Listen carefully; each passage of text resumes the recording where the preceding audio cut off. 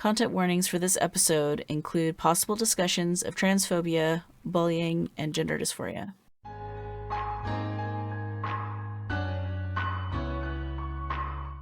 Welcome to GenderMeowster Podcast Network. Genderful is a talk show featuring non-binary and trans folks discussing various topics and special interests. We kindly remind our listeners that no person is a monolith of identities. All opinions are the speaker's own. This show airs live on Twitch at twitch.tv/GenderMeowster, and VODs with show notes can also be found on YouTube.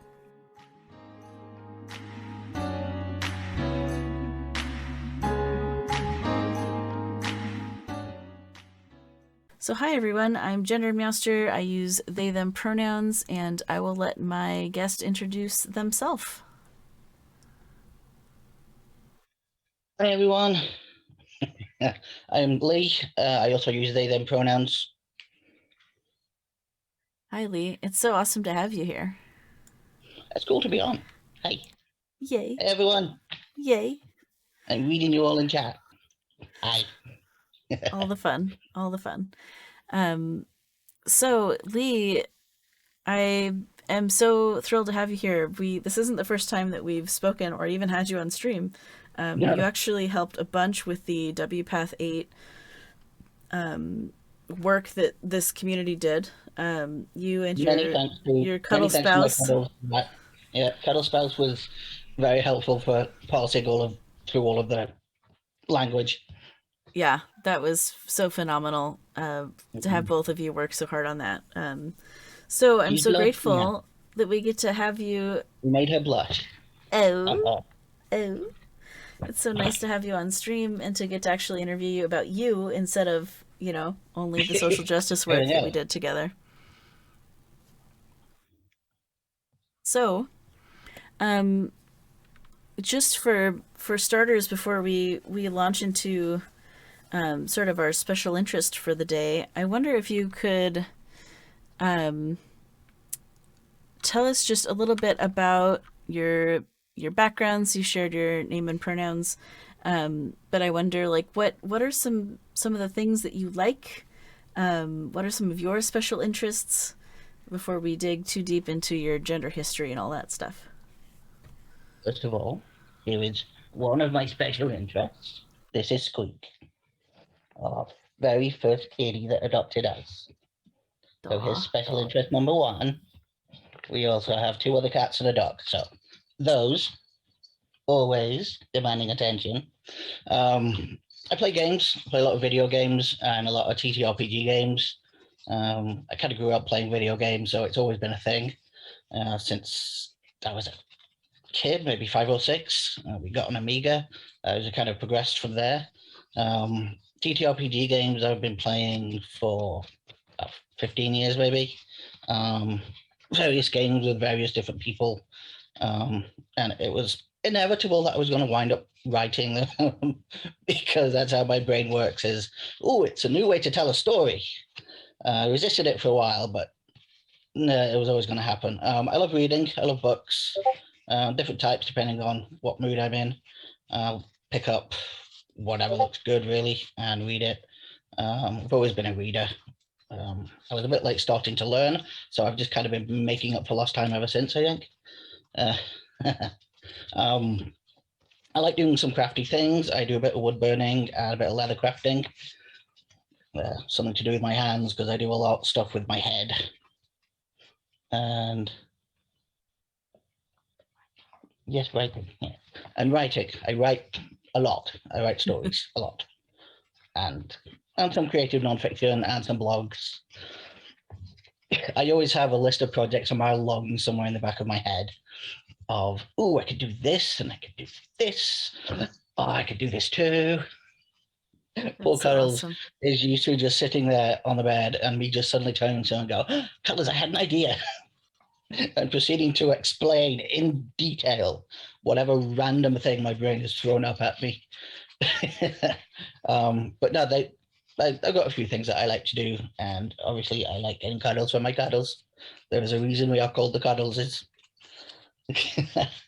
Yeah, I like to be fairly relaxed. I don't get out much because of my disabilities. So I like to be nice and comfy in my home and lots of stuff to do. People that come visit when they can, but obviously like that's been mostly internet, but it was mostly internet based anyway, so that hasn't been a huge change. That's about it, I think. Did I miss anything, Gardens? There we go. It's so sweet having you and your spouse both hanging out for the show. It's so cute. Yeah, she'll probably make a couple comments in the background every now and then. She's shaking her head, but she can't resist. He's Love trapped it. between Squeak and the dog right now, not quite able to get up to a comfy position because there are animals in the way. We bought the biggest bed we could find Uh-huh. because we had to get the two of us, a dog, two cats, and then we got a kitten on the same bed. Technically, we can Kitten. all fit. How comfortable the humans are is changeable, Uh-huh. but the animals are happy. They like it. That's so fun. Yeah. So, what are some things that you trace back to your youth that indicated that you might be trans one day? Or how has your relationship to gender evolved over time? It it's been an interesting one because I can see it's mostly been hindsight. But there have been a couple of interesting times where I seem to have come, and I can see that I came really, really close to figuring it out and just backed off because I wasn't quite ready. I mean, there's stuff like I was always a tomboy and all that kind of stuff, but I also had this like allergic rejection of girly stuff Mm-hmm. because it didn't fit. And it wasn't necessarily the stuff that I was doing so much as what it meant. Mm-hmm. So, like, I can play with dolls, but I also want to play with my army men, who would usually wind up murdering the Barbies somehow. So I play with different things, but some of them felt more right than others, and it was really just because of what they symbolized that was the problem. Of course, it took me till I was 30 to figure out any of that, and that's when I eventually came out and realized it was my last year of university as well. So I was trying to write dissertation as well as dealing with the realization of what all of this stuff meant and realizing the gender dysphoria that, once you spot it, it's right there and it never goes away and it hurts. But it was also me figuring out all of the stuff like, why did I occasionally have this urge Mm-hmm. to be girly? Why? Mm-hmm. Well, what was that about? And it was just because I was trying to fit. I spent a lot of my life trying to fit, whilst at the same time not quite naturally not fitting. So there was always, I had a little bullying at school. Well, it never felt right those times when I tried to be more of a girl, and it just took me. It was the friends I had really. I made some friends, not even at uni, abroad in my last couple of years at uni, where they did stuff like playing with gender a lot. Mm-hmm. And there was one conversation that I had with one of them, friend Gerard, actor called Gerard Marzilli, and we were just talking, and we were discussing the idea of me going out in male drag Mm-hmm. to a bar. And that conversation latched onto a part of my brain that I'd been locking away for a Mm-hmm. long time. And once I'd acknowledged there was something there, the door was open and out it came. And I had to figure out how to deal with it, get through uni, and then figure out what I was going to do about it. It's turned out to be the best thing. But there's knowledge that I could potentially have done it years earlier is always Mm-hmm. there. But as far as journey goes, even after coming out, you never stop the journey really. You get to explore everything, and that never really stops because Mm-hmm. you move through life and you have different days and different moments. Realizing I was non-binary was a big one, because I had to try and figure out what it meant that I didn't always feel male or masculine, and things like that. And it took a while for me to accept that actually, yeah, I can want a beard and also want my nails painted. That's fine. So I do. I grow a beard and I paint my nails. Or rather, Cuddles paints my nails. Things like that. When we got married, we wore a matching earring, dangly earring, and I had eyeliner and lipstick, as well as a cape and trousers. It's been a journey figuring out what actually fits rather than what's supposed to fit. Mm-hmm. And there's been those issues with people like family and certain people I used to know that quietly disappeared from my life, and that sucks. But at the same time, it tells me something about them that is really important for me to know, which is that something like this, they just can't support me for whatever reason. And so if they have managed to quietly exit my life without making a big deal about it, that's fine. It's the ones that have gone out in more of a blaze of glory, like my parents did at one point. There was a good couple of years where it was my mum dead naming me and misgendering me and refusing to accept, and I had refused my dad's attempts at I'd invited my parents to my university graduation, Mm-hmm. and email from my dad saying, I'm always going to see dead name, led to me uninviting them, and then a good couple of years where we didn't speak to my dad. And my dad eventually came back and said, I've been reading the stuff you write, because I had a lot of blogs about it before my website died, and I had to rebuild it and things like that. And he basically said, sorry, I've been an idiot. Our relationship with my parents is never going to be amazing, but especially the last year or so, they've really tried. My nephew came out as trans as well a few years back, which has helped, their oldest grandkid. So that's helped. But as soon as my dad came back, my mom started making efforts as well. Mm. And yeah, we're never going to be the best of friends, my parents, but we have a cordial relationship. And they have actually made a lot of efforts the past couple of years. But yeah, there was a time when there was a long time when they were literally on one more thing and I am done for good. But they've kind of done better, which is nice. Yeah, journey's been a long one, still ongoing, still figuring new things out. I love seeing other people going through their journeys, though. Got the pandemic lockdowns have done something to people. There's been a lot of introspection, and a number of friends that I've had for a lot of years have come out, and I'm really enjoying seeing and supporting other people's journeys now. I'm far enough along in mine, and so I get injections as well. I never had anything but injections. I started off on injections every 2 weeks on a small needle. The nurse that gave me the first one was absolutely determined, despite me telling her it was written on the sheet that comes with it that it was deep tissue. No. It's just intramuscular.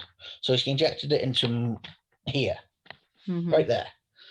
I couldn't move this arm for a week. And I'm sat there going, is this gonna get every 2 weeks? Is it worth it? And I went back next time, and she apologized profusely, said she had actually read the thing now, and that I was right in the first place, and it was supposed to go in my butt cheeks. But that didn't raise my testosterone enough. We had like a 9-month period where I was doing the thing, getting blood tested before it again, and then they were trying to do other stuff. They put me on one called Nabido, which they start off giving every 12 weeks, and then I had it every 11 weeks. Now I have it every 10 weeks, and that's a bit more.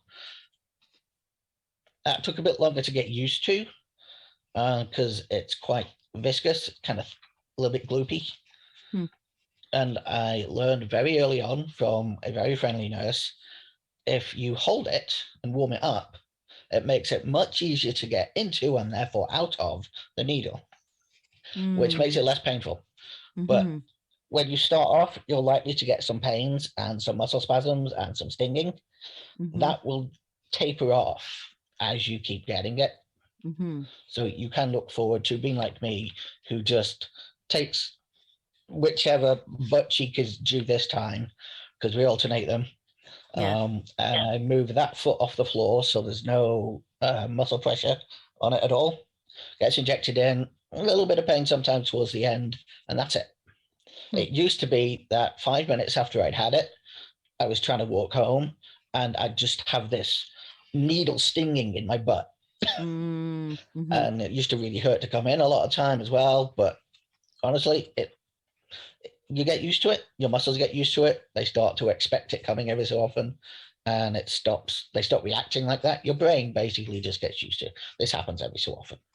So it is a little scary, and it can be a little painful at first. Make sure they give it you deep tissue, and know that it will get easier. And as it gets easier, you'll be getting more and more yourself. So it works out nicely in the end. Someday this beard will be real. Exactly. I mean, look at mine. Look at mine. You mentioned before stream that you had to trim 4 inches of your beard off before stream. Yeah. If I don't shave, it comes all the way down here. That's amazing. And it's quite thick and curly as well. I just get this proper cave person beard on. Nice. So probably bag it up and make wigs out of it. But it's also nice and soft. I use beard oil at this kind of length. I got some slightly gloopier beard oil when it gets longer, and I got wax. I use eczema gel on it as well because I get dry skin under it. But as long as you take care of it, I brush it every day as well, even when it's this short. I've got a couple of ball brushes, one that's really soft, one that's a bit harder, and I've got a comb. I'm doing that every day, stops it from getting itchy as well. That's so beard awesome. Care. I had to teach myself beard care, so I spent a lot of time trying a lot of different things. That's awesome. I mostly just have this neck beard that's growing in. It's where it's starting. But I have little bitty blondie ones grown in. Yeah. I'm gonna have a good mustache, my barber tells me. Mine started pretty quickly around here, but it was all patchy. Little patchy around here and here, so I couldn't get a straight line in it or anything. And the mustache took a bit to grow in. It's still less visible because the hair's lighter colored. But it's there, and that grows as well. And I have to trim the mustache because it gets down here. Then it gets in your lips. You gotta get it off your lips. And then one of the hairs there will decide to stick up and tickle my nose as well every time. So that gets trimmed occasionally while I grow the rest of my beard into a caveman thing. But it's a lot of fun. Learning my own beard care has actually been quite a lot of fun, but I'm also available to give tips if required. That's so fun. So speaking of your beard, so you use they them pronouns and you identify as non-binary. So what is it like being a non-binary person who, frankly, you could stealth transmask pretty well if you wanted to. What is that like? What is that like for you? I know that somebody who's looking at me and hasn't been told any different thinks I'm a cishet guy. And that I know that it means that I could pass through easily that way, but I don't want to, because I spent 3 decades hiding myself from myself, never mind anyone else. I don't want to hide. I don't want to be stealth. I don't want to pass. I know that as transmasked as I am, and my fabulous beard and my receding hairline and everything else does paint me as a cis guy, but I hate that. Really, I hate that. I hate that people assume that about me. And whenever we go and we talk to doctors and whoever else, Lex helps me out, giving my pronouns and things like that. Not that they use them, but we try. We tell them and they ignore us, but we try. But yeah, there's nothing I can really do about it. I can't go back to being anything else, nor would I want to. I like what I've become and what I'm still becoming, but I really do hate the stealth passing thing that happens. Mm-hmm. It really bugs me, especially because I see other people around me and my friends and people I care about that just can't do that. And I'm like, well, why do I get to? That seems unfair. But there's nothing I can do about it except keep reminding people that I'm not. Because if someone who looks like this can be non binary, Mm-hmm. then anybody can be.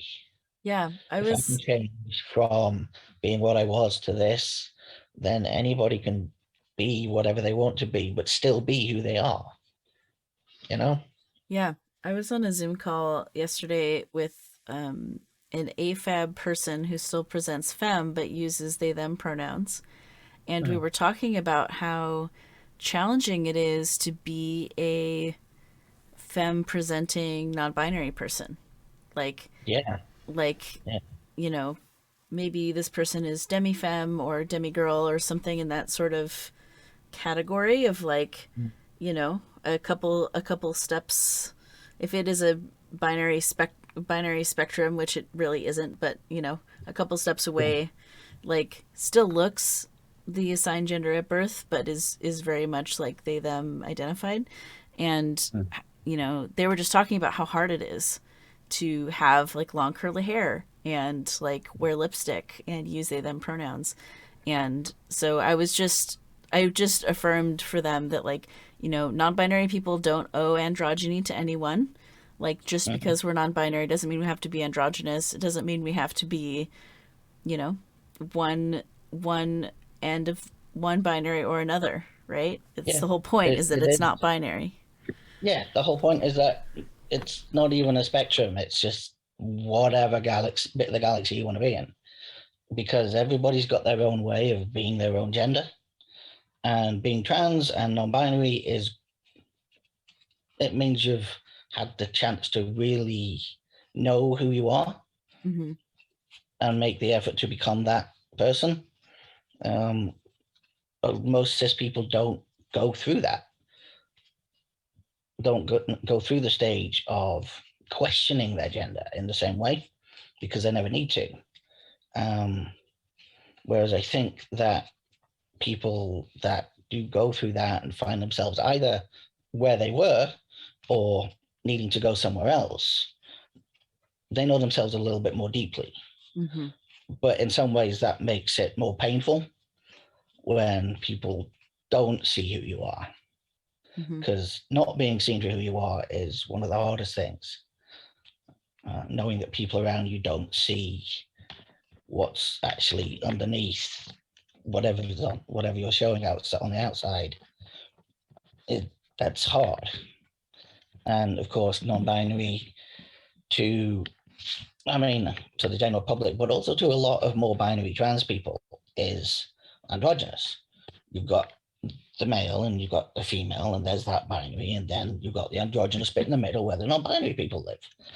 So someone like me shows up, or someone like the person you were talking to shows up, and they get really confused because that's not supposed to be a thing.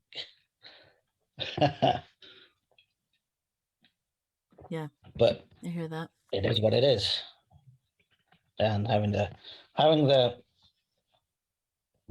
wherewithal and strength to be who you are, even when people are still telling you you're not and Mm-hmm. assuming you're something else. It's not easy, but what's the other option? Is don't be yourself, which we already did. I decided not to, so not going back to that. Mm-hmm. I will continue to remind the entire world that my beard does not make me male, Right. and I will do it as many times as necessary. and I will explain the singular they them pronoun as many times as necessary, Mm-hmm. which is many, but I will. You know, because I because if somebody hears that and they understand it, then the next time they meet somebody who uses they them pronouns and who doesn't look androgynous, they've already got something in their head about that. Each time they see it, it gets a bit easier to realize it and mm-hmm. to maybe understand the suggestion that waiting until somebody tells you their gender is a better option. Mm-hmm. Um, another example of how gender wonderful non-binary can be is I have an AFAB friend who's on testosterone because it helps their brain, but also prefers more like femme compliments and like totally loves painting their nails and is sort of identified with sort of the sissy gay boy like category of existing, like is mostly attracted to like gay men. And so it's this interesting sort of like almost drag queen aesthetic, and just hates everything about being associated with being a man, quote unquote, like a cis man, but takes tea because that's what works for their brain. And so it's this interesting mixing Yeah. of genders and things. I love how non-binary people can be choose your own adventure about gender. Oh yeah, always. Encourage other people to have a go at it as well. Because at the end of the day, you explore your gender, you figure out who you are, whether that's cis or trans, or non-binary, or anything else, agender, whatever. You've had the chance to explore it, Mm-hmm. and that's good. Because exploring who you are is a good thing. It's good to know who you are. Mm-hmm. It's never a thing that is bad, even if you figure out stuff that maybe you didn't want to figure out.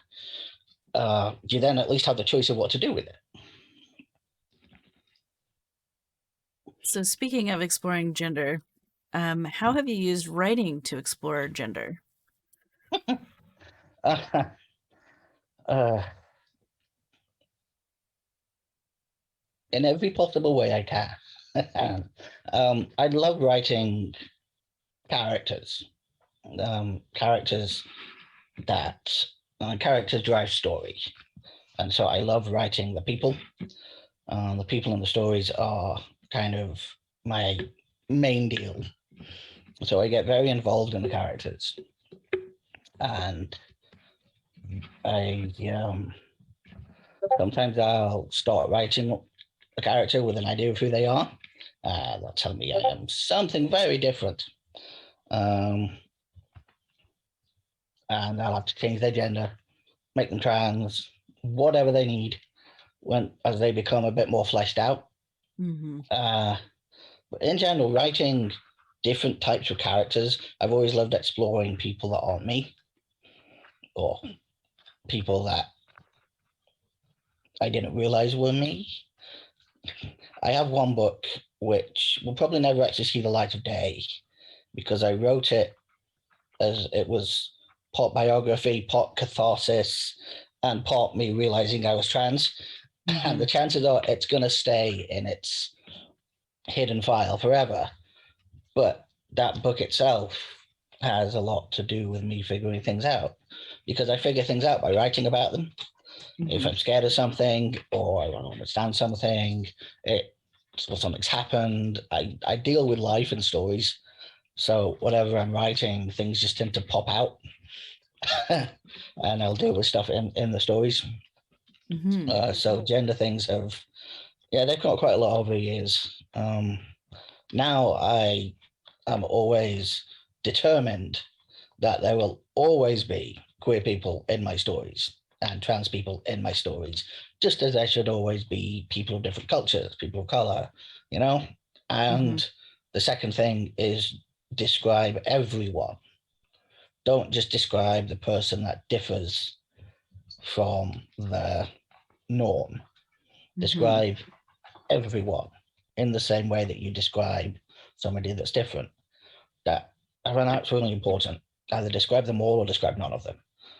Tell everybody's skin color or tell nobody's. Mm-hmm. And depending on what I'm writing and what it is and what it's for, you know, if you tell nobody's, then it's easier for people to put themselves there, make themselves that person. Empathy is a little easier if you can imagine it as yourself. And it's why if I do give descriptions, I tend to do it once. This is how I see the character. If you're a person that needs that description, there you go. And then I'll generally leave it and really not refer to it much again, because that way somebody can go, okay, that's that, but then put themselves in that place.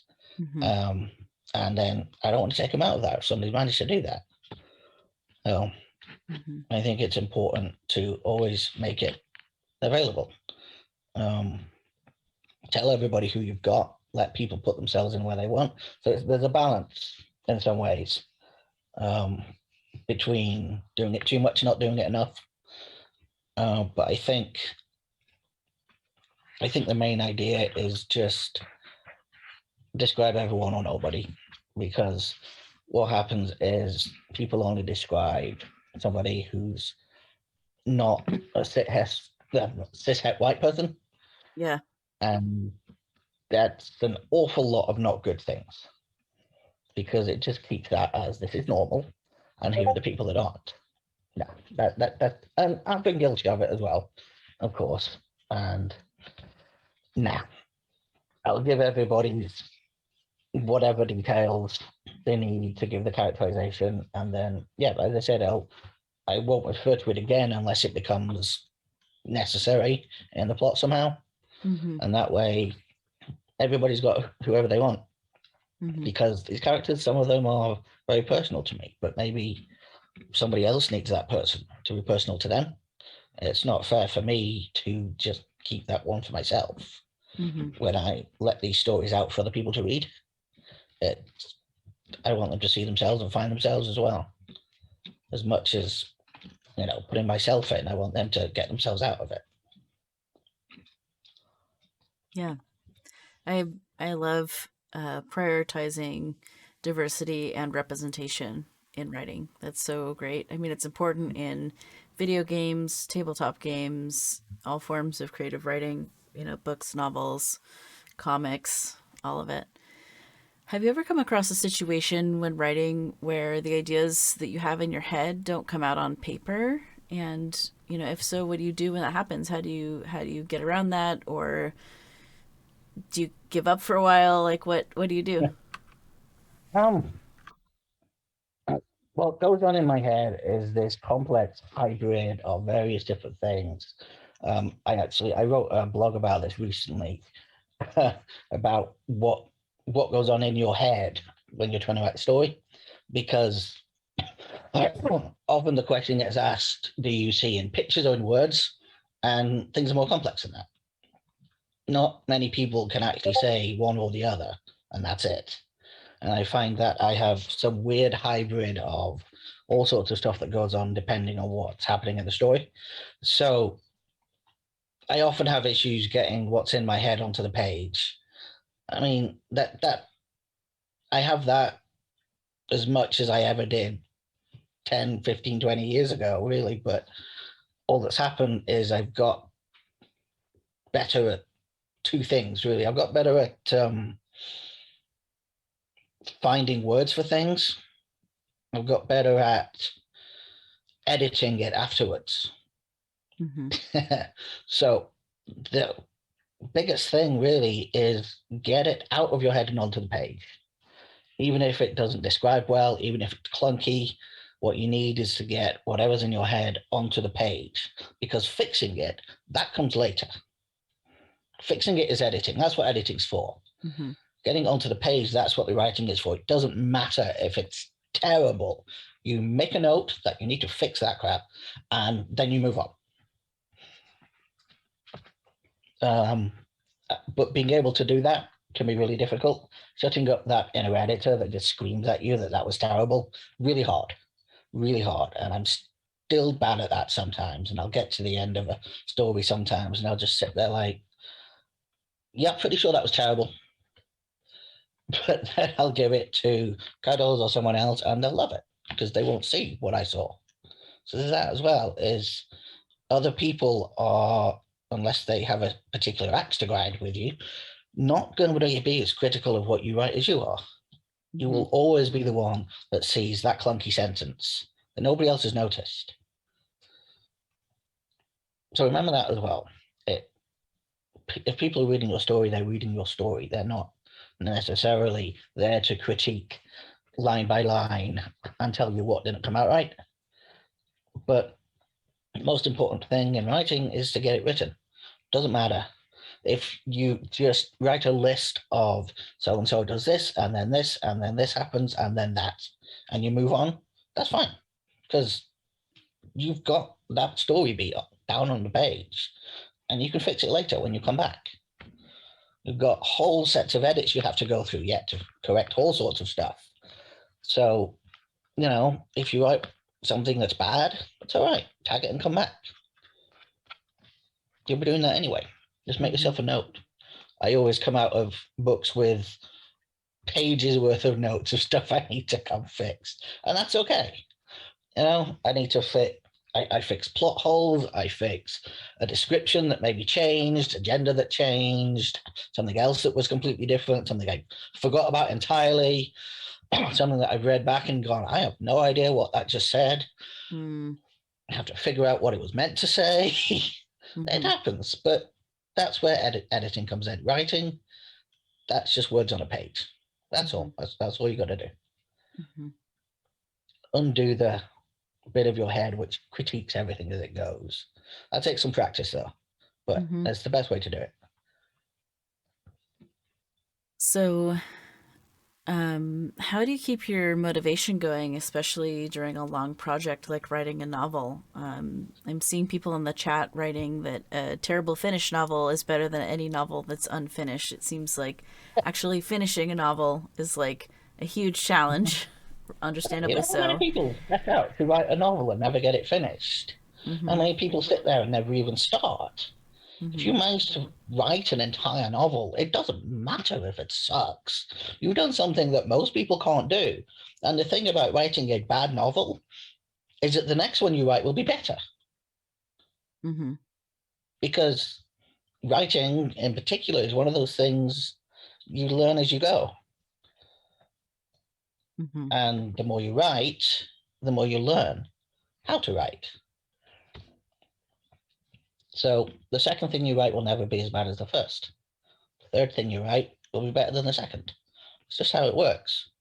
We progress as we do it. Keeping motivation up during a long project is something I have trouble with. It is because between my chronic pain issues and mental health issues and insomnia as well, I tend to bounce around a little bit. One of the things I do is I always have 2 or 3 different things coming down the pipe. So I'll have different things and there'll be different things from each other. They won't be related at all, really. And it means that if I'm going, okay, I was going to do this, but my brain is not doing that today, that's okay, because I can still do this. And if all I do is 20 minutes of one of them, that's a success. If I'm having a rough day and that's what I manage, 100 words, no problem. I'm okay with that. That's fine. It's partially just about giving yourself permission to be kind to yourself. Sometimes, especially if you struggle with various different issues like I do, it's easy to just say, I just can't do it. I can't do it, and so I'm not doing it. And then you teach yourself that you can't do it. Instead, if you can get to, okay, I can't do loads today, but if I can do this much, then I've done some. And if I keep doing this much every day, then it will eventually get finished. And the thing is, this is what I get done on a bad day. On a better day, you get a lot more done. Mm-hmm. And rewarding yourself for getting the things done on the bad days is a good idea. You've Mm-hmm. got to acknowledge when you've actually had a victory, and doing the creative thing or the writing thing or whatever it is, when you're having a bad day and it's really hard to do, but you did a bit of it anyway, that's a victory, always. So it's really just set yourself scheduled times if you can. Find a time of day where your brain's working at its most creative. Might be in the morning, might be late afternoon, before you go to bed, whenever that is. Mm-hmm. Find that time, do the trial and error until you hit on it, and then schedule it in your phone. It Mm-hmm. can be every day. I call nonsense on the people that say you need to do it every single day, Mm-hmm. because they are very privileged people who can do it Mm-hmm. every single day. I can't. Mm-hmm. Sometimes I can do it for 5 days in a row, but then I'm done and I have a day where I just can't do it. And Mm-hmm. that's okay. You can take a break. Breaks are fine. If you need a day off, you take a day off. Mm-hmm. What I do these days is I set myself 2 or 3 days a week where I try and pick up something. Mm-hmm. Sometimes I'll manage to do it other days as well. But I always set myself a bit of time after I get up, have my morning coffee, to do something on one of my projects. As long as I've done something on those days, I'm fine. But if I have a day where I really can't do anything, that's okay. Because if I've kept up with doing something, even if it's something small, on the other days, then that one day, that's just a blip. Mm-hmm. And it's all right. What I need then is a little self-care instead of a little creativity. That's fine. Don't Yeah. beat yourself up too much. As soon as you start doing that, you're going to start going in the wrong direction. Reward yourself for the little victories and be kind to yourself when you're having an off day. That's what gets your things done. I feel like streaming has a similar level of discipline that's needed. That balance between showing up even when you don't know what you're going to say, right? So like there is a certain demand on my creative abilities when when I'm doing a stream, right? Like I have to think of what to say to the audience.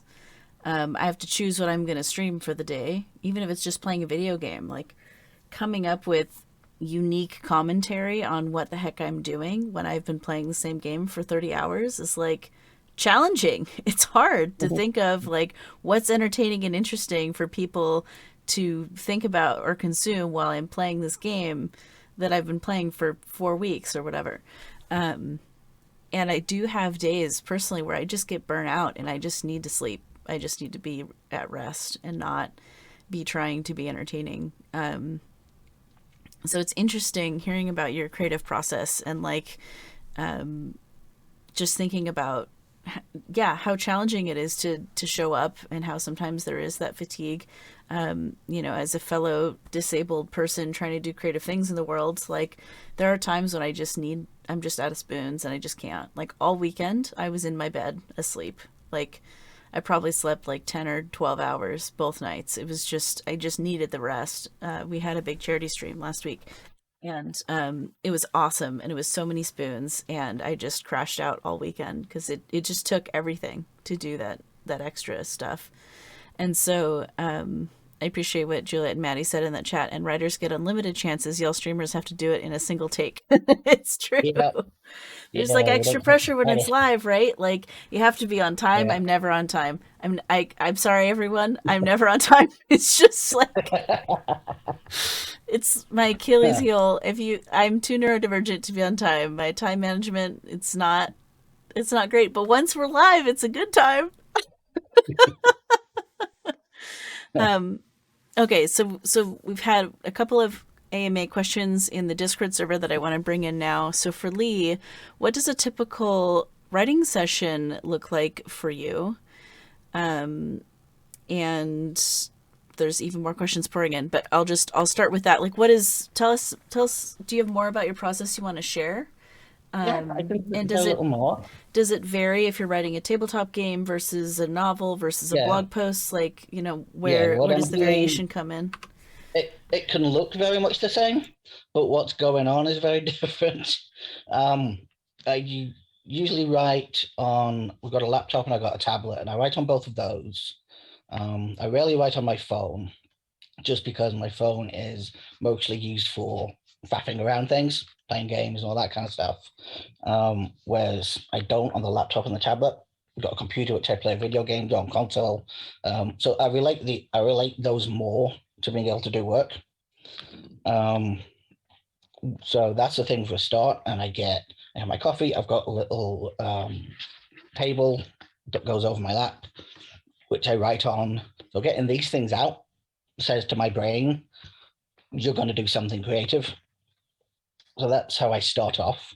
And I might sit there for a few minutes. Sometimes I'm deciding what I'm doing. Sometimes I'm just zoning out slightly and drinking my coffee. But once I'm in position, I'm doing something before I leave. And what it is might be different from what I plan to do. Or some days I literally will not be able to decide what I'm going to do. And so I will ask Cuddles what to do. And then she'll tell me what to do. And then I'll go do that. Oh, you should write more about this. You should do a bit of that. That's always helpful.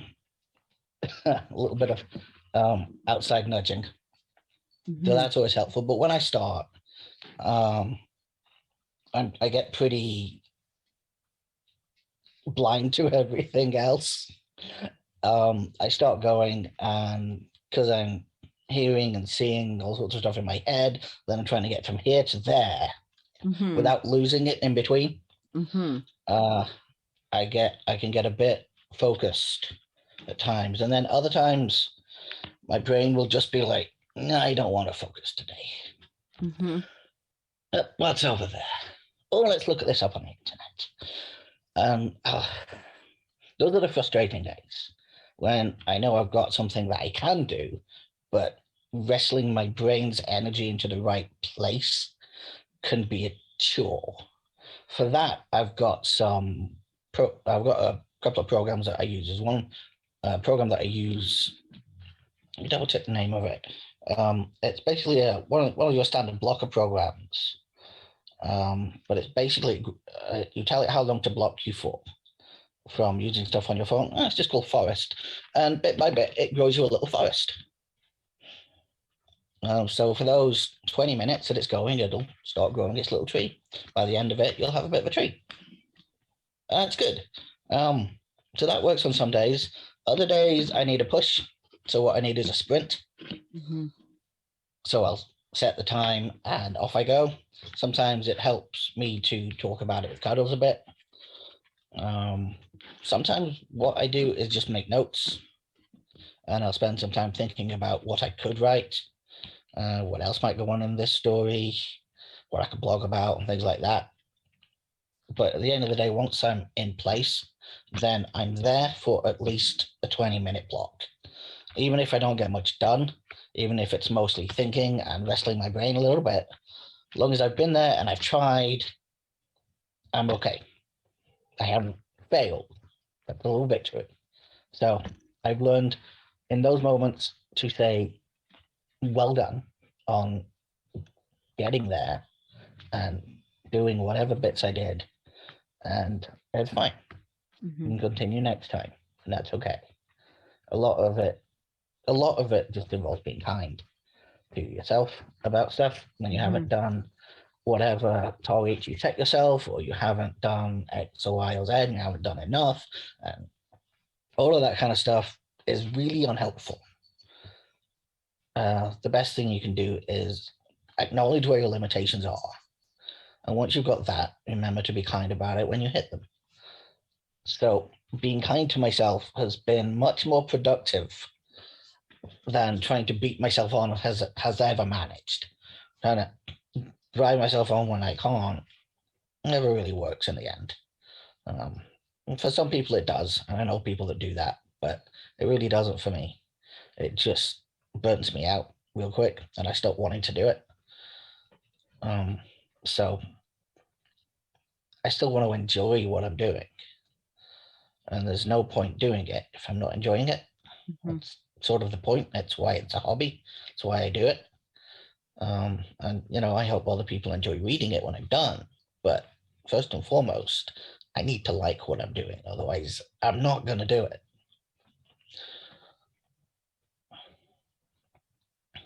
Yeah. Um, so I like to model self-kindness on stream as well. I give myself do-overs sometimes, like if I misspeak, if I catch myself using casual ableism, or if I get going so fast that I like can't get my words to go in a line. Like the ducks are everywhere. They're not in a row. They're everywhere.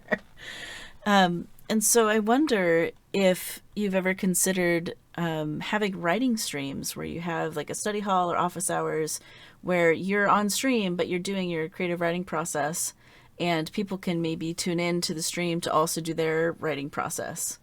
Like, we have, so we maybe, I don't know if the audience knows this, but we actually have in the Discord server, we have a writer's space that you moderate. And I'll drop the link in the chat here in case anyone wants to I join found that people that server. wanted it, and then I went, "Hey, Meowster, could we have this?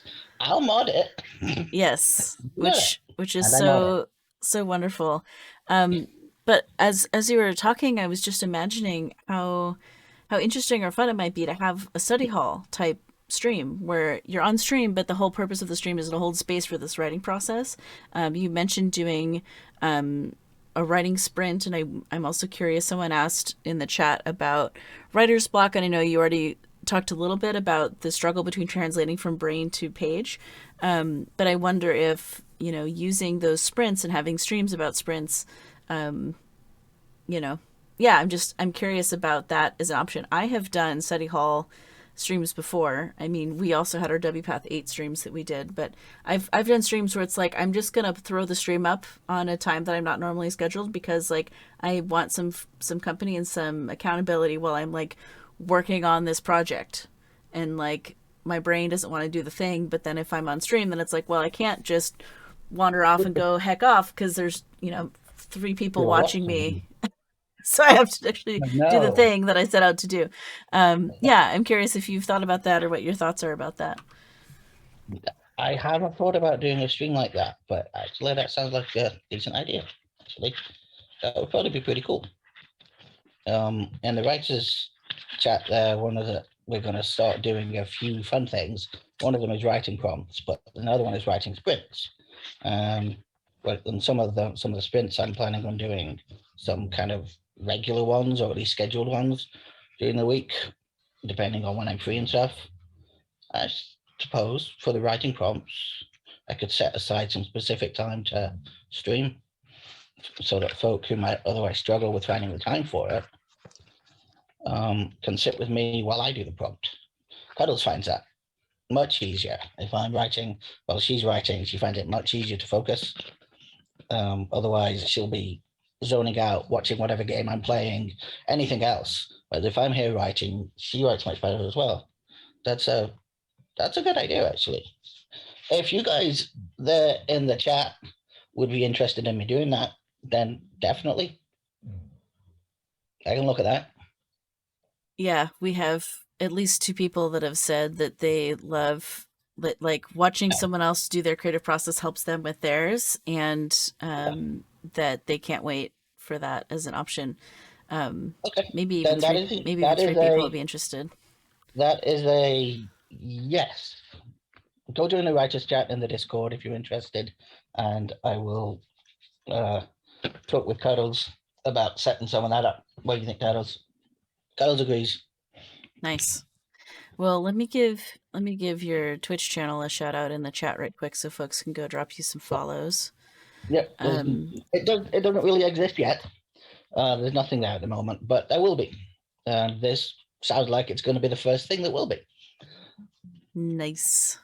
Mhm. Um, We're so also yeah, planning on doing some one shots of indie TTRPGs as well. So keep an eye for that as well, if that's of interest. yeah. So tabletop things is a whole pile of questions that I have for you. I wonder. They- I want to be mindful of your spoons. We still have like at least four just writing generally related questions. How are you feeling with the flow of things? Do you want to switch to tabletop? Do you want to keep talking about writing in I'm general? good. If people want to keep talking about writing, I can keep talking. Once you Okay. get me talking, I will talk forever. Well, It sometimes takes me a minute to start, but once I start, I'm done. Everybody's in trouble. I love that. You know, Everybody's nodding emphatically. She knows. She's the one that has to listen to it every day. another additional option with the sort of group writing space is, you know, if you wanted to have a weekly writers Discord gathering, like we could set up a channel. It can either be public or private for the writers to hang out and just like everyone jump in the Discord call and write and do your thing. Yeah, We could even make sure that you have the permissions to set up events that are seen at the top of the Discord server so that people can kind of know it's coming and all of that. Yeah, there's ways that that we could use multiple spaces for that, right? So there's the Discord server, there's your Twitch channel. I think both would be interesting if you figured yeah, out a rhythm of that to invite others into yeah. that process. That sounds cool. We will talk more about that on for the Discord, 'cause that does sound cool as well. Um, and I will talk with Cuddles about streaming stuff. Because yeah, if I have regular times, then I'm pretty good. Mm-hmm. I'm sorted. I can know that I'm doing that at this time every week. Yeah. I'm good to go. Well, Thank that's you for the follows. Very kind. everyone's so great. So, for you and anyone else who's interested, I have made my production guides for doing streams and making a Discord server and all of that. Pay what you want on Ko-fi, so you can Mhm. pay I have nothing. them. You can decide to just subscribe for, you know, $5 a month or whatever. You can pay the That's suggestive exactly what I price. did. Yeah, That is exactly what I did. Was I downloaded it for free and then I subscribed. So you're still getting money from me, and it's regular money. it's super. It was very thoughtful of you to do that. It helps me. I pay a handful of content editors and sort of administrative folks to help the Discord go and to help make the promos for all the streams and things. And I actually have never broken even on a month of streaming. I'm constantly operating at a loss. So any contribution folks can make, especially on platforms like Ko-fi and Patreon, just really helps. Yeah, we've got a goal on Patreon. If you want to go see just how much of a loss we're taking every month, you can go find out. But yeah, I'm so grateful for everyone just being supportive of the arts, right? Like this is an art form. It's sort of a new art form, right? Making a podcast and doing a stream and hosting a live community, but it's a pretty cool experience. I love it. So you've talked a little bit about some of this, but I wonder if you can speak more specifically about how, as a writer, you deal with writer's block. Uh, well, that depends. Once upon a time, I would run away from it Mm-hmm. and pretend it didn't exist, and then just stop writing for a while until it went away. But that's really unhelpful because not writing affects my mental health. Mm-hmm. It's a weird thing. If I'm writing, then I guess I'm working stuff through that I'm just somehow not. If I'm not, I don't know. But there's something about it where if I'm not writing, my brain gets worse. Um, so I have to write. So knowing that, figuring that out was helpful. If I'm blocked on a project, then I've always got something else I can write, and that often helps. But I find that by this point, having spent most of my life writing stories, my subconscious is working everything out in the background as I go. Mm-hmm. So if I hit a stopping point where I've run out, then if I can leave it for a few days, and then I've got a whole nother chunk coming out, ready to go. And I find that very helpful. I'll get an idea, it'll sit in the back of my head, and then it will emerge ready to be written. It doesn't mean I don't get blocked, but it does mean that it's a little easier to manage when I do. I trust my subconscious. by this point that it will work through whatever I'm stuck on. And sometimes it does just mean I'm going to leave that for this week. I'm going to work on this, right, where I know what's coming next, or start or doing this new thing, or doing something entirely non-righty, or whatever it is. Figuring out what my brain actually needs is usually what cures the block, because I might just need a break. I might need a break from that type of story to write something different. I might need to write something else. Might need to just break entirely and do something with my hands, being creative with my hands, things like that.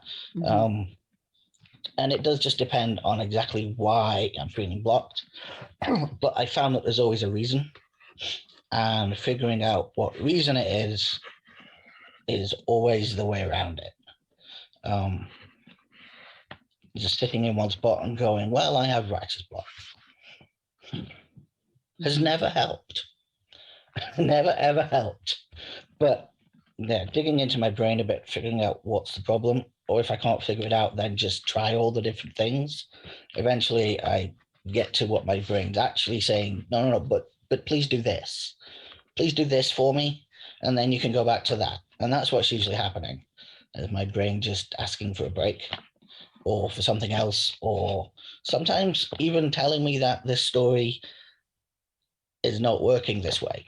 And I need to go back and redo some stuff, or rewrite some bits, or change some bits going forward, which is fair. But I have learned to trust that my brain has a reason for going, can't do that now. And basically figuring out what it is. And that has always worked. The only projects I've not finished are projects I've chosen not to finish, or things that have been taken over by something else. But I've never dropped a project through writer's block.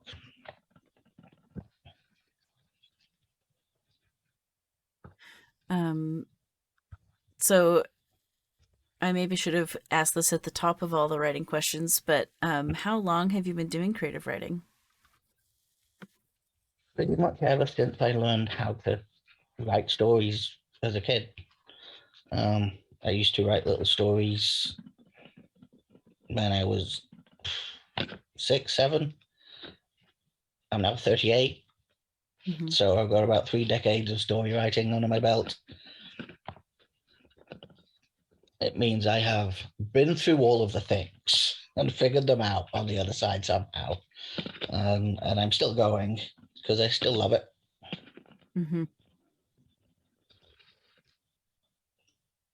So I'm curious how do you write the ending of a story? How do you tie everything together and decide something's finally done?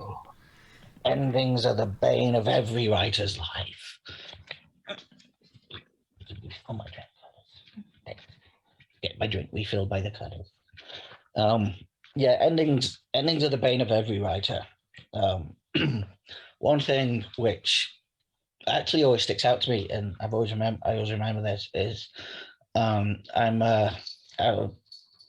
started very, very young reading adult horror novels. I started with Stephen King, and King wrote the Dark Tower novels, and they took him a good 20 years to write, in part because they were really hard for him to write. When he got to the final novel, there's a point where he stops and says, you can end this here. You can stop reading right here and have this ending, rather than the ending that I've written here, just onwards. And then he gets to the ending that he's written. And it's because he knows people have spent 20 odd years looking for an ending for this book or this series of books. And he knows that a lot of people are going to be mad about it, because they always are. And I always found it quite interesting that he did that he just stopped at the end of one scene and said, you don't have to read on from here. There is an ending, but it's my ending. You can have your own ending if you want. Now, obviously I went on and read it, and honestly I loved the ending.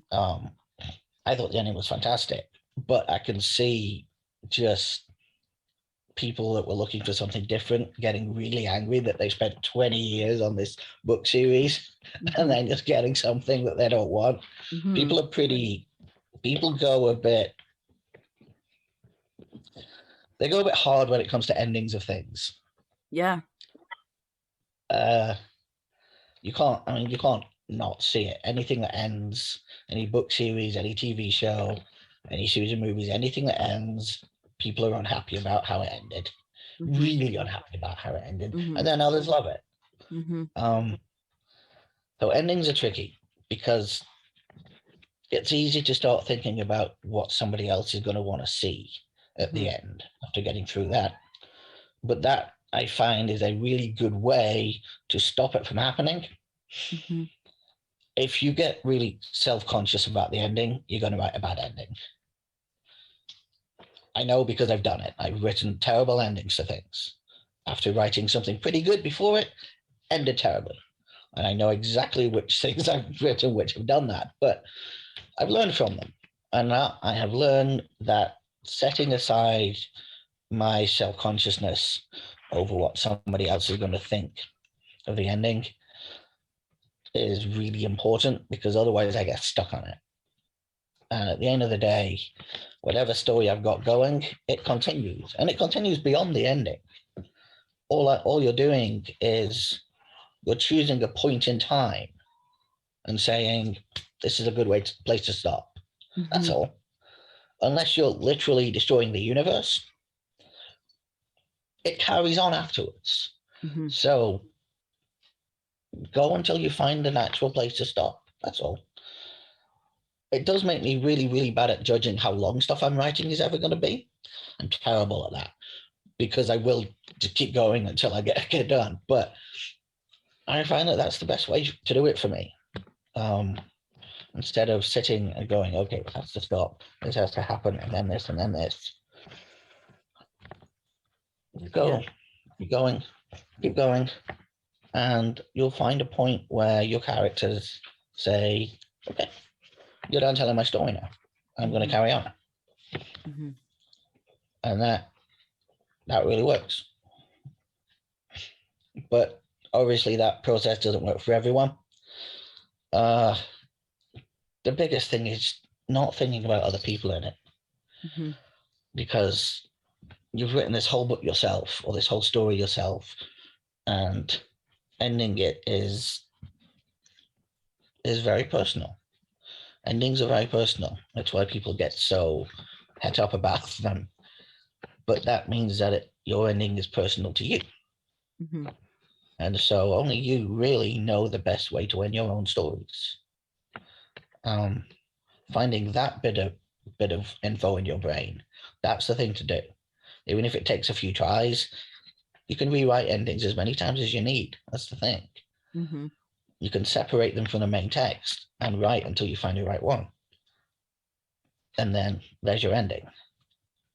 It doesn't have to be right the first time. You can fix it in editing. And at the end of the day, you need to like how you've ended things. Because if you don't, then what are you giving to other people?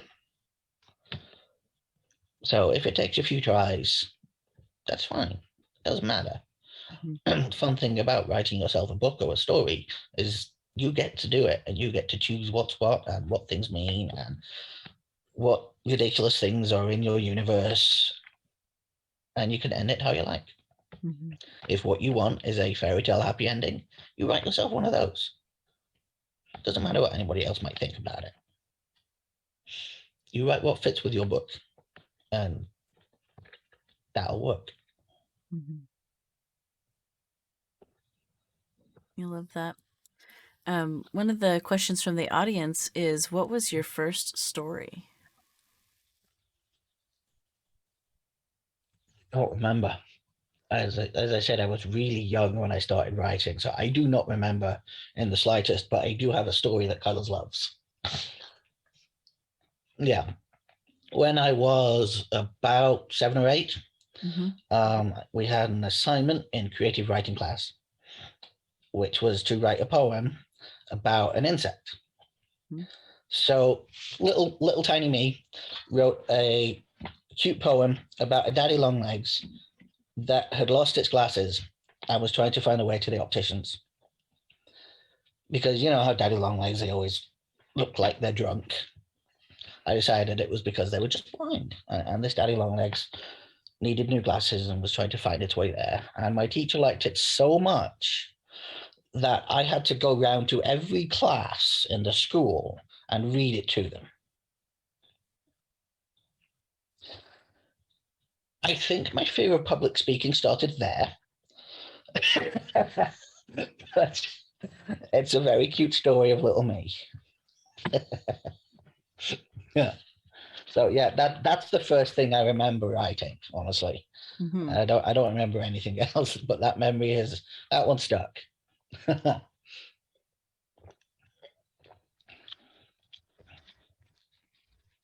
so nice. Another question from the audience is, what story have you written that surprised you the most? That is me.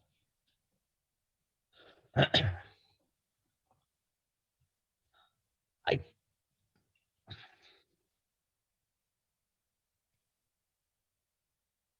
thinking one of the books I wrote in my late teens, early 20s was called To Tame the Wolf. And it was about a young girl who was very much a Mary Sue of me at the time, uh, who got turned into a werewolf. And on being turned into a werewolf, she came into contact with this kind of world behind the world, where this group of loosely knit people of various different powers or whatever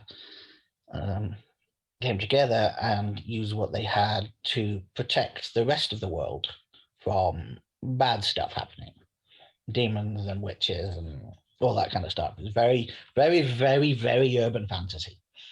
And I used to write in a cafe bar in Nottingham when I lived there. And I was there writing away, tapping, tapping, tapping, tap.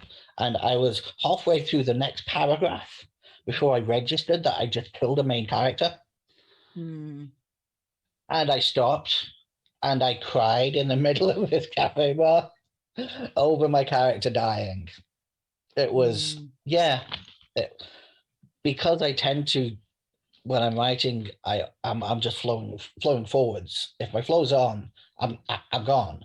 So it took me a minute to register what I just did, and then I go really sad about it.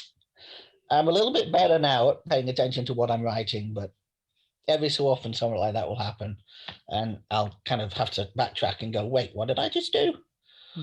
What did you just do?" to my characters, because they've just done something without telling me first. It happens. Yeah. So I have one more question about writing for you. And then I want to invite us to take a quick bio break, and then we can talk more about tabletop things and projects you have coming up in the future and all of that. Yeah. So my last writing question, of course, we'll talk more about writing with tabletop games. But my next question is, what is your favorite book that you've ever written, and who would you ask to do the audiobook of it?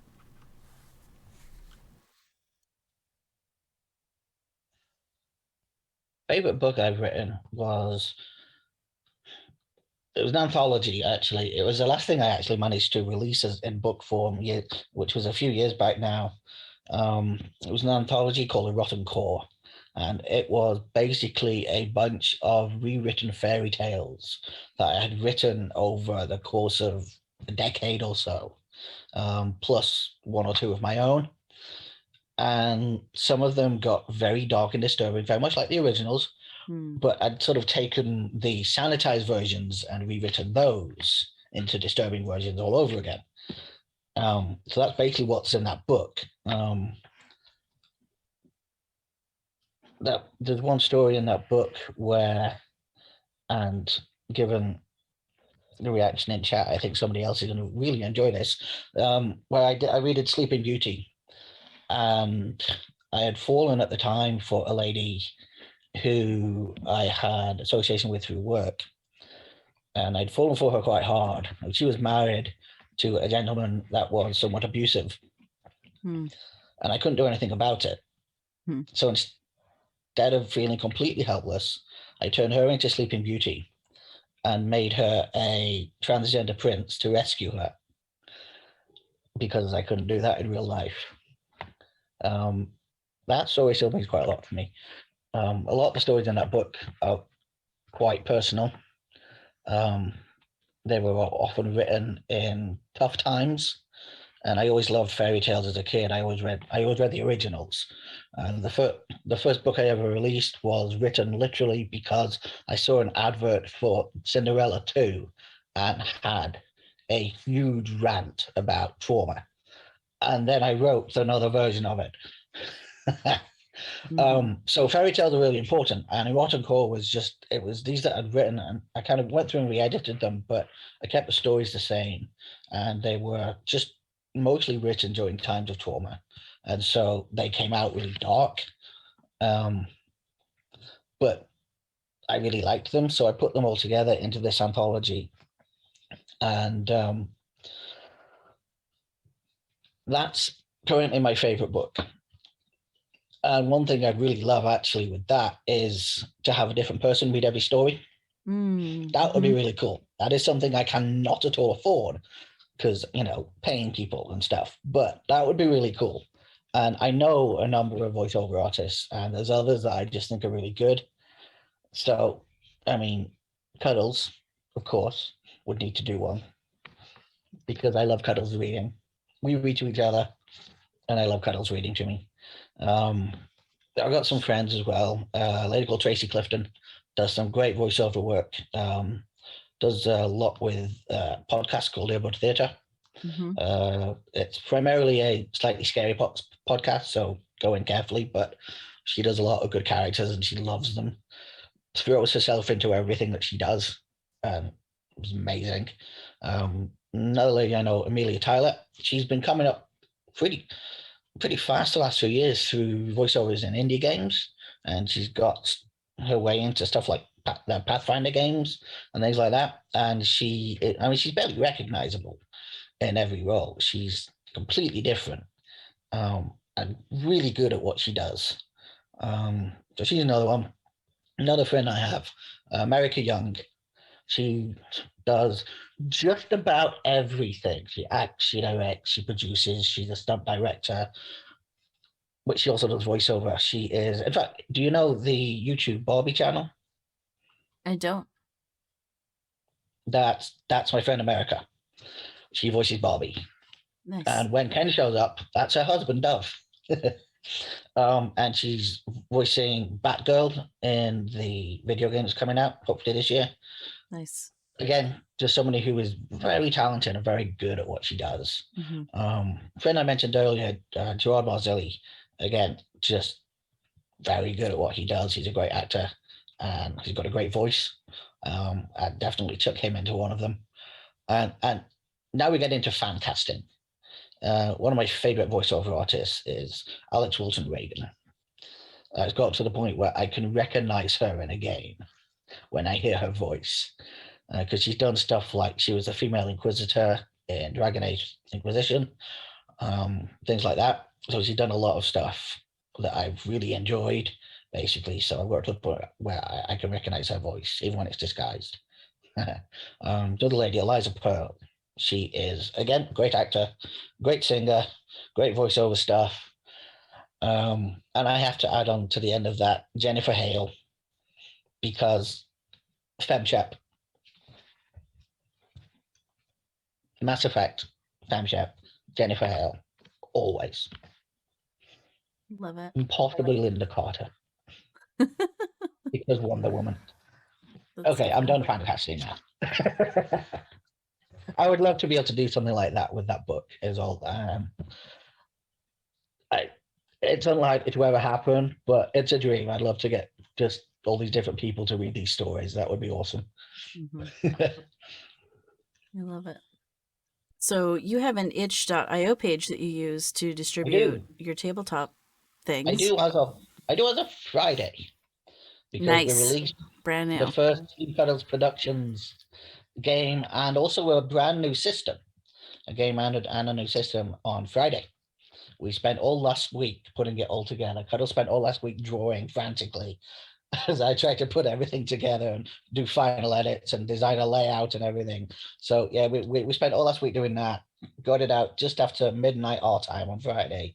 So there is now an itch page that has it's got Gambit, which is the new system. It's a card system, very simple, very adaptable, kind of modular, that you can with 3 different levels of intensity depending on how role play or technical you want to be. I worked really hard on that, but it was because Cuddles asked for her birthday last year me to run a really tropey superheroes game. So I did. I made a really tropey superhero scenario. We have superheroes in this group that call themselves the Nest. There's a whole backstory to this universe as to how the world got kind of messed up again by people that were trying to fix it, but it failed. And but there's this city which is protected by this group called the Nest, and they've been around for decades. And every time a member dies or retires, they replace them with somebody else. Um, and of late, they've been getting kind of bored actually because they're so good that they're stuck now chasing down petty criminals for the police. Mhm. There's nobody bothers to come and challenge them anymore until one night when, as everybody is sleeping, an army of mechs and hench people and superpowered commanders march out of the river directly to all the important places in the city and take control of them. At the same time. Oh, yeah. Very, very well done. Very well thought out. Absolutely ridiculous, as tropey superhero stories should be. Hmm.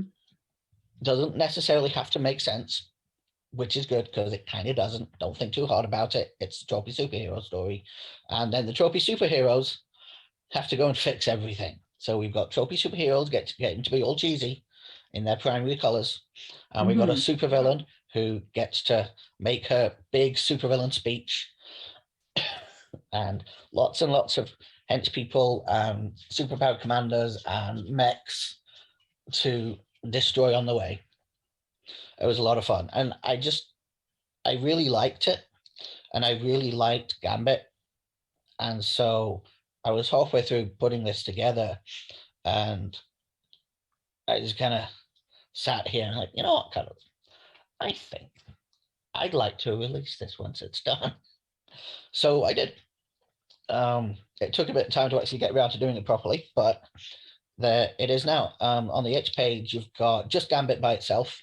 So you can pick up that card system, and all you need are some decks of cards, which you can get online. We tend to use the roll20.com. That's all you need is some playing cards, and you've got Gambit, and it can pretty much fit any game or any scenario you want it to, which was the point, because I plan on writing more scenarios for it. And then there's the Nest, which is the whole game ready to play. All the characters are ready, character sheets, maps, everything is ready to go. You can pick it up and play it. So And that's Gambit. bundled with Gambit as well. So Gambit is the system, and then the Yeah, Nest is like a pre-written story yeah, for GMs who want to start with something that's already kind of been play that's right. tested a little bit. Yeah, and it's got a fairly well described background universe to it as well. So it's something you could pick up and play more of. I put in the character creation there as well, which again is just 2-step character creation, so it's really simple if Hmm. you want to make your own. But everything that I made is in this bundle with Gambit as well. That's amazing. Uh, we put So we put that up on Friday. that's so great. In the background, we had talked about how this talk show was going to give you a deadline to work towards to get your tabletop Yes, game published. it did. It did. We scheduled me for the 17th, and I was like, right, 14th. That's my deadline. Nice. You did I it. regretted that at a few points last week, but we did it. You pulled it off. You did it. That's We so did, wonderful and and it's awesome. exciting. And I'm really proud of what, not just of getting it up, but I'm really proud of the thing itself. Hmm. I think it's really good, which is not a usual thing for me to say. Hmm. Hmm. Usually I'm the opposite. But no, I actually think we got something really good. And it's the first thing we've put out as a duo. Hmm. Team Cuddles Productions. And this is our first release. I love it. We already know That's what's so coming next. exciting. Well, Yes. that's my next question is, so you had superheroes for the first Gambit game. What's the next one? Well, I don't know yet. Our next project is going to be a book Awesome. because we've both been spent the last couple of years doing writing prompts every fortnight. And we're going to pick our favorites and put them in a book and publish that. So it'll So that's be going to like be nice. a compilation Yeah. of short essays, Yeah. No, short stories. short stories.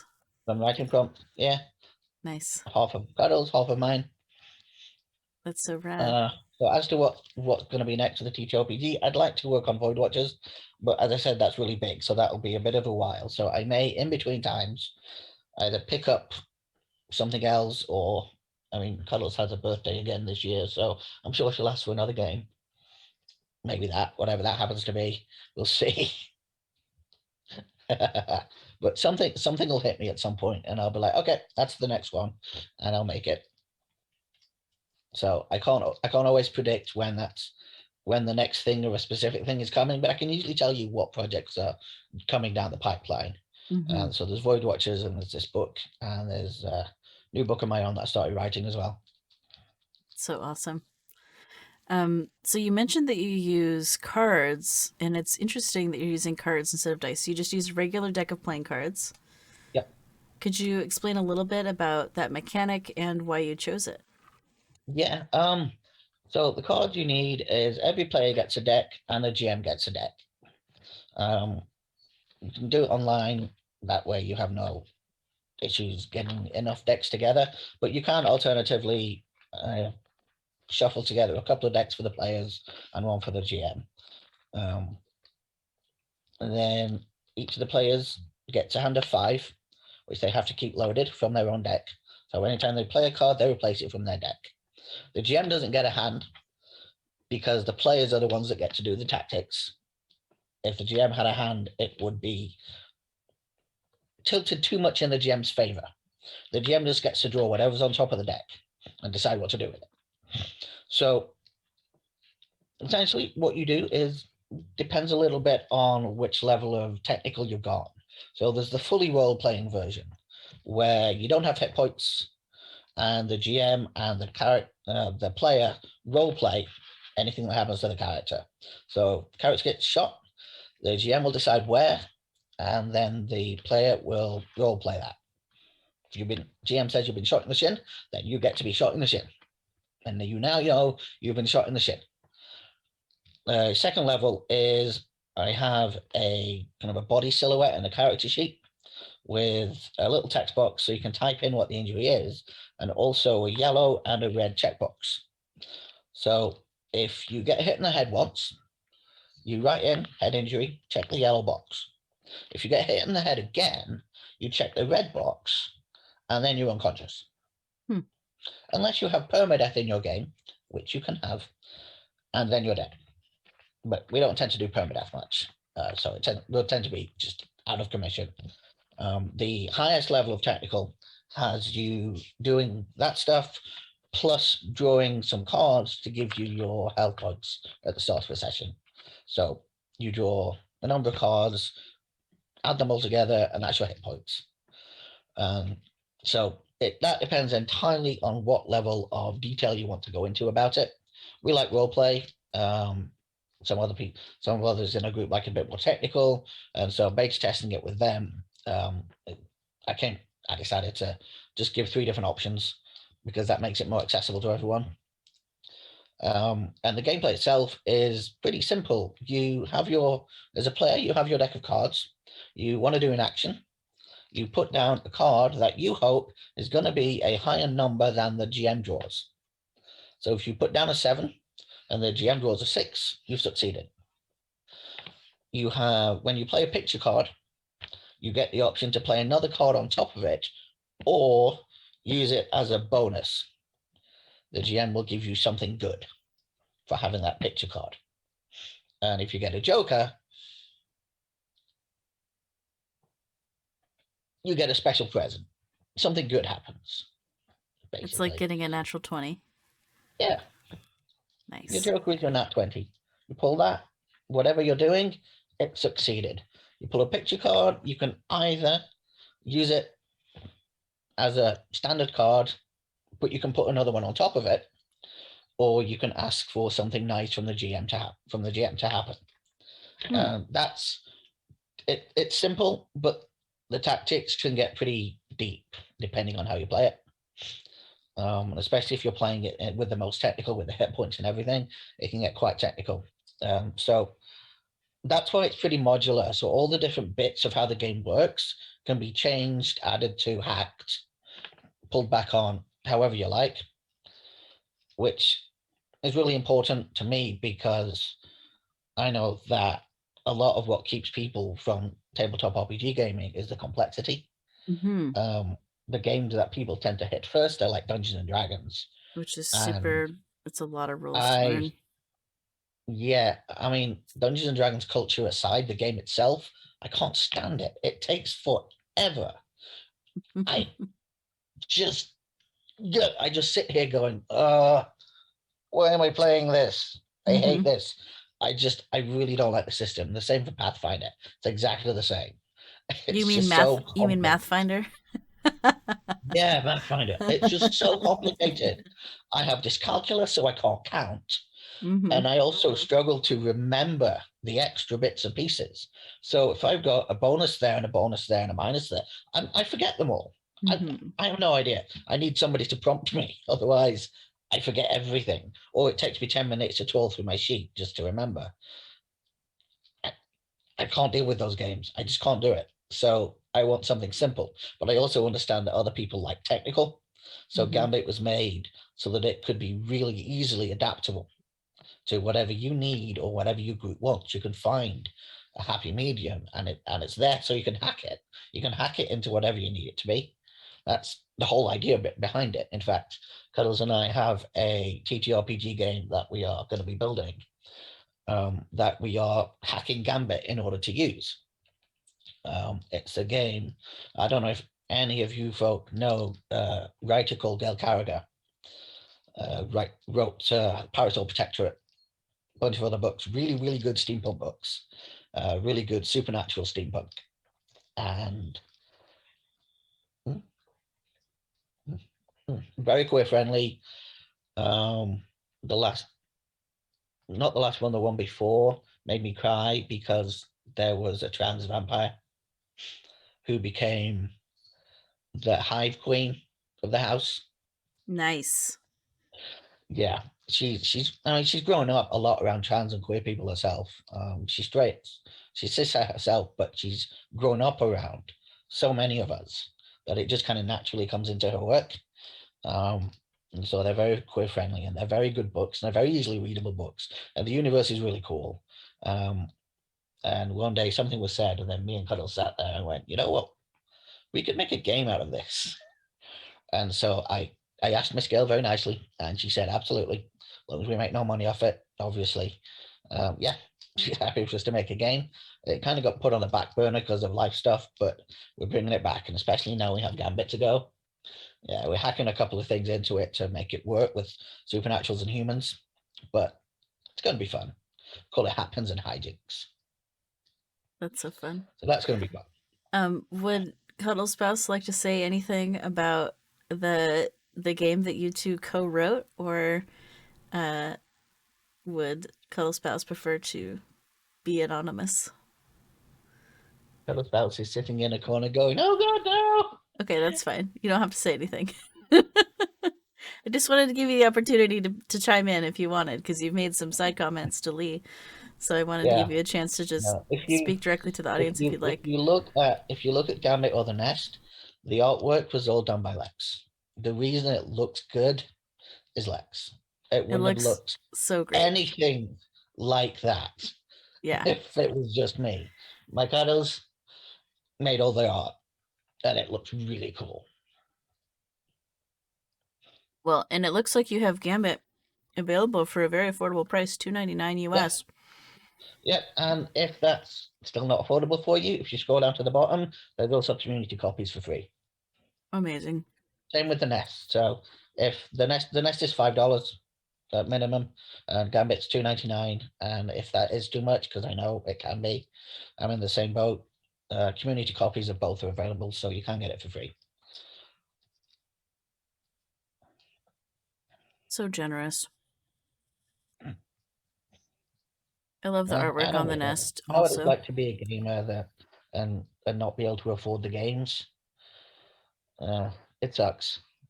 You want to play this thing, but you just don't have that spare money. Even and it like you just sat there like, and it's just such a little bit, but I just don't have it. But a lot of indie developers have community copies of their games on it, specifically for people like me who Mm-hmm. can't afford it. And I'll pay for it if I can, and I'll come back later if I can pay and give you some money for it. But I just like I did with you, Meowster, Mm-hmm. got the thing for free and subscribed because that I could manage. Whereas a single payment was a bit more than I could do, but Mm-hmm. that option that meant I could things like that. And I think it's important to be affordable and to let people have the game if they want to play it. That's a really important thing to me. So I don't want anybody to not be able to play something of mine because they couldn't afford it, or read something of mine because they couldn't afford it. Honestly, my stuff's up for sale and on Amazon and places, but if you can't afford it, I will give it you.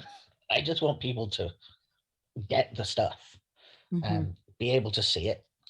That's why I post all my writing prompts online because here's a story for you and it's free.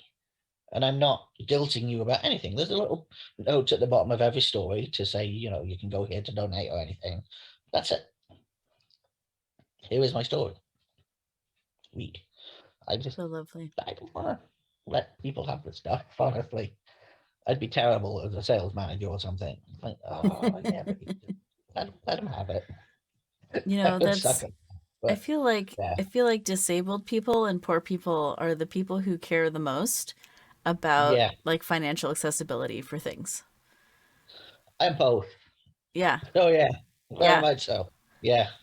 So I never want to make stuff that's not accessible to people Mm-hmm. because I know exactly what that feels like and I know how horrible it could feel. And I also know that taking community copies and things like that, you can feel guilty. Mm-hmm. If you want to return the favor, share it. Send other people to there, give it a review, rate it, things like that. Don't Yeah. cost you anything. They take you a minute and they really help me. Every time you download a copy, that goes on my stats on it. That's Mm-hmm. helpful. If you review it, that helps. If you share the link, that helps. Um, they just take you a second to do. Yeah. So I try and do it for people, and if anybody does it for me, I really appreciate that because if that's what you got and that's what you're able to give, I I thank you for it. And Yeah. I don't like art being out of the reach of people. Yeah. I It always surprises me when people like um give me a rating or a like a comment on my podcast because I forget that that's there, and then once in a while I'll go read it and it's been 3 months and someone left it and I'm like, oh my gosh, someone actually took the time to write a review of my show. That's incredible. Should probably be better at checking that. um there's a lot of things to check. I don't know. It's I gotta So many write it things. down somewhere. It's like Have it's a check. hard. Have a It's little hard little doing all check. this stuff with like Yeah, ADHD and like executive and dysfunction. everything of yours goes in so many different places Mm-hmm. as well. I think remembering to check everything is probably near impossible. Mm-hmm. Every so often, you just gonna wind up sitting there going, "I haven't checked that in ages." Mm-hmm. Mm, it happens, but if somebody's left a review and you don't see it for 3 months, if it's one of those systems where you can reply 3 months later and say thank you, Mm-hmm. that's always really appreciated. I like leaving reviews for people or shouting them out on Twitter and things like that if they've done something good. tell the person, and then tell other people.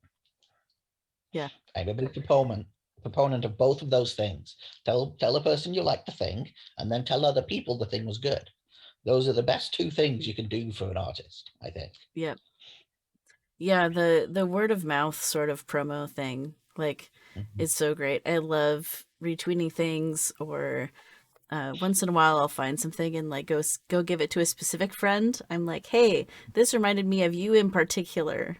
Go look at Yeah, this thing. I love that. I love when people do that to me, and I love doing it to other people because it means that they thought about you. Somebody thought about Yeah. you enough that they saw this when this person would enjoy that and took Hmm. the time to take it to you.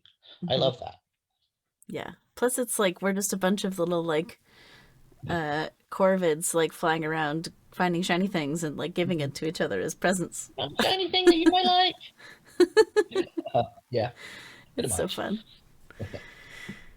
Is there anything else you'd like to say about accessibility in tabletop role playing games? Like, what are some steps you've taken to ensure accessibility, not only financially, but also, other forms, right, for different learning styles and etc. Hmm. The first thing that's most important to remember is that there are many different games and many different systems. So if one isn't right for you, it doesn't mean none are. Try something different instead. If this setting isn't working, try a different setting. If this system isn't working, try a different one. If you can figure out what it is that's not working for you, all the Mm-hmm. better, because then you know what you're looking to not get. But there are so many different artists creating TTRPGs and creating different systems. And so many of them, like I do, they want you to take them and use them. They want you to make your own worlds for them and then tell them about it, or take theirs and tell them what you thought of it. Um, but there's some systems that are really complex, stuff like D&D and Pathfinder and Fate and some others. And then you've got things like Apocalypse World, which are really simple. Couple of dice, couple of dice, choose that skill. And what I've tried to do with Gambit, play the card, see what the number is. Um, that can get much more deep and technical when you want them to, but most of the time are just easier to play. And I think that it's really important to remember that not everything is going to suit you, and not everybody is thinking about accessibility when they build their stuff either. Mm-hmm. And that can get really annoying. um, One of the things we do a lot is we hack systems that are more complex than we are willing to play and make them easier. Mm-hmm. That's always doable, but it means you have to understand the system to start with, which, if that's a struggle, then you're kind of stuck. That's where I find myself there quite a lot. Honestly, I find it difficult to understand dice systems because numbers and bonuses and stats I really struggle with. Um, so Cuddles is pretty good with them and can help me hack them down to something that makes sense to me. Mm-hmm. And that's really helpful. And that came in really handy when building Gambit, honestly, because I built something that I could understand and play easily. So if I can understand it and play easily, then most other people can too. Um, and there were a lot of different systems. Some of them are just super simple. Rules light. You want to look for rules light games if you're struggling. Um, a light LITE. Look for those specifically because they're the ones that have these simpler rule sets that just take a couple of pages. There's even rules like games that fit on a business card and Mm-hmm. things like that. Look for those because what you can do with those is anything. So don't ever think that TTRPG isn't for you because it's too complex. It's not. It's just the game that you're looking at. There'll be Mm-hmm. another one that will fit you perfectly. Mm-hmm. And it's just a case of looking sometimes until you find it. Try a few different ones. But there's so many different games and settings. It's always really sad that some of these really good ones just get ignored because everybody only knows the big ones. But if you look for indie designers, you'll find a lot of cool stuff and a lot of rules light and if you struggle with the complex ones, go look there. You'll find something that suits.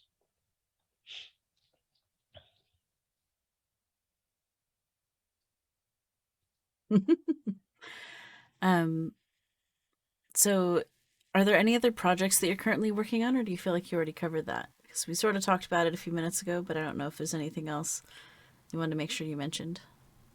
Void Watchers I've talked about. There's the anthology with Cuddles, and there's the new book I'm writing. Those are the main things currently going on, Where are the along with the best? writing prompts. The writing Yeah. prompts are every fortnight. I do those continuously. And where are the best places to hear about these projects or get updates, or if people want to kind of follow along and learn about it in the future? I mean, obviously, you can Usually post it in Twitter. self promo in Discord, but Yeah, where else? post it in your self promo channel. I do that. Twitter's the best place to catch me rambling about stuff and sharing links and things like that. Um, I've got a coffee page. If you go there and have a look at the blogs, you'll find I've started writing blogs about writing. I've written the first couple so far, so there's more to come. I've called them Inklings. Well, Cuddles has called them Inklings because Cuddles is better at naming things than me. She also named Gambit because I'm terrible at naming things. So that's a good place as well. I post all my links on Coffee for anything new as well. So those are the best places to catch anything. You can also follow me on it if you like for anything that I talk about, if I make any changes to the game or when new stuff comes. But Twitter and Coffee are the places I post most. Nice. That's awesome. So, you recently started a project called hashtag #TransLift on Twitter. Could you tell us more about that? Towards the end of last year, I was thinking I got I got all introspective at some point and started trying to think about what I could do for my community. I was the past few years I've not really been in a place where I've been able to do much, but being in a slightly better place now, I want to be able to. But of Hmm. course, that involves figuring out what I can do. And me figuring out what helpful thing I can do for a whole community of people, that's quite a task because my first instinct is, but I can't do anything. So I sat down and I talked to Cuddles because Cuddles will sit there and go, yeah, but you're good at this stuff. And she did. And I figured out two or three main things that I can do. One of them is just to listen to people. I talk to people. I'm good one on one. People come talk to me about trans stuff, trans friends, trans kids themselves, things like that. Asking for advice or just wanting to talk about stuff, things like that. A couple of times, someone will maybe ask me to come and talk to somebody, um, or offer my insight on something and things like that. And I really enjoy doing that actually. I like being able to help people and knowing that somebody's gone away from a conversation feeling better or knowing a little bit more or better able to support someone around them is always really nice feeling. I like that feeling. It's a good feeling because it means I've taken the experiences I've had and I've given them in a way that is helpful. So that's important to me. Um, the other thing I realized I could do is use my bit of spare time and the contacts I have to try and help promote other trans people because there are a lot of trans people that make really cool stuff. It's true. And that could be art, writing, music, sculptures, blogs, anything. Um, and so I thought, well, why not every month pick a trans creative person and spend a month hyping them on Twitter? Why not? So that's what I've done. I started off with the Double Clicks, who are a musical group, two siblings, and I got a interview with Laser, who is non-binary. Hmm. That's on the Translift page, um, and I just spent the month hyping up them and their music and things like that because they are a very cool couple of people, and they do a lot of cool stuff. They've been involved in the geek community for a long time and dealt with an awful lot of stuff. So that was really cool. Just being able to offer that for a bit. This month, I am hyping up Mal, who is an artist. She goes by she and he, and he does these really cute little adorable D&D characters. Like there's a tiny cute little slime, which is the cutest thing in the world. Like painted minifigures? Sleeping skeleton. No, not minifigures. What she does is he puts them on in tags and notebooks and things like that. So it's there to help you when you're doing a campaign. So you've got notebooks and a journal and tags and player tags and all sorts of stuff that really organized people use. Yes. I am not that organized, but they're adorable and I want them. Mal also did commissioned for me and Cuddles for a wedding, which was amazing. It was an autumn tree that was lined with trans-colored bunting that kind of cut out and stud up. They were amazing, just fantastic. So I thought I'd like to promote Mal. And actually, a few days into this month, Mal reopened her shop that he has on coffee, and has immediately been making sales again because I've been shoving people over there on Twitter, going, hey, go that way. So that's fun. I'm enjoying that, and that was some nice. That was a solid. This is working, which is really cool. Need to find somebody for next month now, but yeah, I'm just looking for any trans creatives. Doesn't matter what they do. Creativity is anything.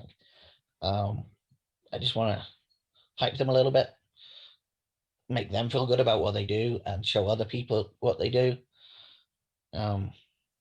That's proving to be interesting. It's fun. I've got an interview with Mal that I'll be putting up later on in the month, and I get a bio out of them as well. And I'm on the hunt for next month's victim at the moment, actually. So that was the other thing. And the last thing we figured that I could do is writing stuff. The reason I've started writing blogs about writing is because of that, because I have 3 decades of writing stories and reading stories to pull on. And I tend to have more knowledge about something than I realize until I start trying to write about it. And then I'm like, oh, right, yeah, I actually do know a bunch about this. So the first couple have been written. There'll be another one coming soon. I'm posting them on Coffee, and also trying to talk them into making the blog part of their site a bit more user-friendly. Yeah. But what about if you did this with it, though? That's been happening on Twitter a little bit by dear. So hopefully they'll pay attention. At the moment, the blogs aren't quite as user-friendly as I'd like them to be, but there's a couple there. Just have to do a little scroll. The first one was the question that Cuddles always asks me, which is, how in the world do you write action scenes? So I did a general overview of that. And then the second one I did was just, what do you see in your head? Here are the questions to ask yourself to figure out how you see your stories. So it's just a whole blog full of question marks. How about this? Do I do this? What about this? But I think it came out all right. Looking forward to doing more. I'm not sure what I'm going to do next, but I am happy to take topic suggestions. So if you want me to talk about anything writing, then tell me and I will put it on the list. That's so awesome. And that goes for everyone in the Twitch chat and listening to the podcast later. Everybody, anybody, I'm always open to new ideas of what to do. Always. Because at the end of the day, if somebody wants it, then that's what I prioritize. So awesome. Okay, I have approximately 3 more questions. These ones are all a little more gender focused. So I'll also just put a little final call to the audience here in Twitch. If you have any more questions for the AMA, please feel free to post them here in Twitch or in the Discord server, and we'll make sure to pass them over to Lee. How did you choose your trans name? Like, what's the story behind your name? I have 2 stories because I have two. So my dead name was something that. No, let me start that again. Oh, that's kind of again. So when I came out as trans, I was far too busy with trying to figure out finishing my dissertations and finding a place to live and a job to afford it and so on and so forth, and a whole bunch of mental health stuff. So I didn't really think too hard about my name. What I did was I had a short-lived relationship with somebody who, the one good thing she did was give me a nickname, which was based on my dead name, which was Lee. And so I just adopted that and went with it. Never really thought about it.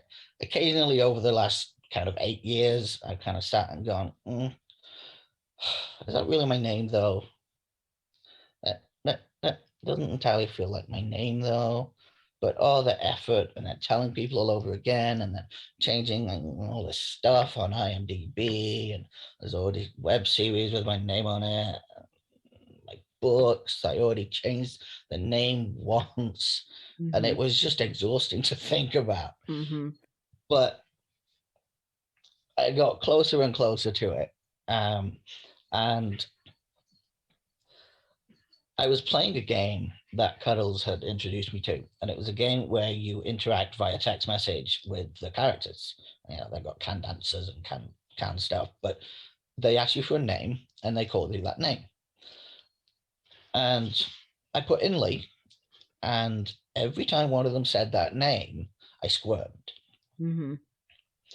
So I went, Cuddles, I want a different name for this. What should I call myself?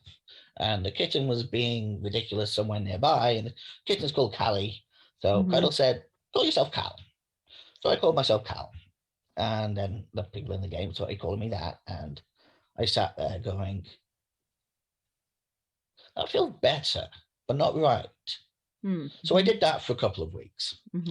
And then we got married and went on honeymoon. And one night in the middle of the honeymoon, I started telling Cuddles what was going on in my head about this, and why I wanted to change Lee, and this, what was happening with Carl, that it was there but not quite right. And I started looking through like name websites and stuff. Started off at Carl and then just started clicking through nearby names to find something. And I found Caleb with a K and a Y. And the meaning of it hit home, and the name sounded good, and I kept it open in a browser tab for like the next 2 weeks, having told Cuddles about it but not done anything about it. And then eventually sat down and went, okay, let's work this out. So me and Cuddles got married, but I don't yet have the gender recognition certificate I need to change my birth certificate and get married as my actual name. Waiting to hear on that. Hopefully it'll show up soon. I've done all the stuff. We just didn't get it done in time for the ceremony. So the ceremony was done by the Methodist chaplain at the university, and instead of marrying us, did a whole intent to marry thing and kept everything else the same. But we have to wait now for the certificate to come through, and then we're going to go total back over there, and the C of E chaplain is going to marry us properly, legally, with a couple of witnesses, and sign the thing, and they'll be all married. But then we're going to change our names. We're changing both our surnames, because we spent ages trying to figure out what to do with our surnames, because she's not attached to hers. Her family are not nice people. We have nothing to do with them. I'm not particularly attached to mine either. We thought about. You didn't like the idea of taking that. I didn't want to. You didn't like the idea of me taking Yeah. Yeah, I didn't want her to take mine. Double barreling it just kind of sounded daft. What we decided to do was to take Cuddle's dad's name, because Cuddle Dad and Cuddle Nan are amazing. They have been wonderful.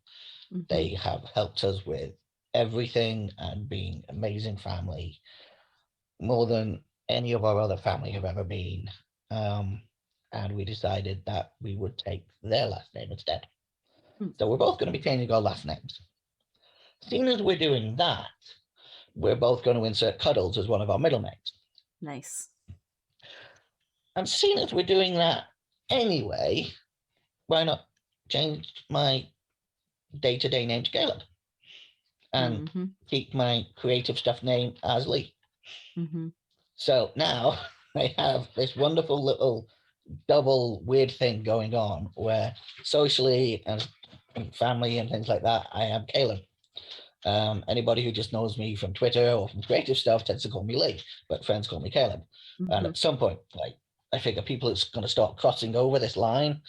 Like, people I've just met become friends, and then they have to switch what they call me. But at the end of the day, I'm not too bothered. Lee's not a dead name, so it doesn't bother me. Right. And Caleb's my actual name. It's the name that actually fits. Right. It's like having your internet handle and your real life name, or your pen name and your real life name. It's why I've never used my nickname on here with you. Right. Actually, yeah. That is my kid name. That's where you'll find all my creative stuff. And Caleb's kind of there at the side. Nice. So yeah, it was an interesting process that took about 8 years, but I got there in the end. You did. I did. Yeah. I love your chuckle. I wonder if you can share about an experience with gender euphoria.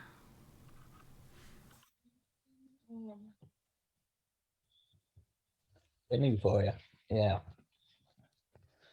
I really struggled when I first started wearing binders because I had quite a big chest, and very difficult to find a binder that doesn't just look like you're wearing a sports bra. I eventually found one. It was kind of double material, stretchy stuff with Velcro and a vest, so I could tuck it in, because if I couldn't tuck it in, it would roll right up. And I finally found one that gave me the right body shape.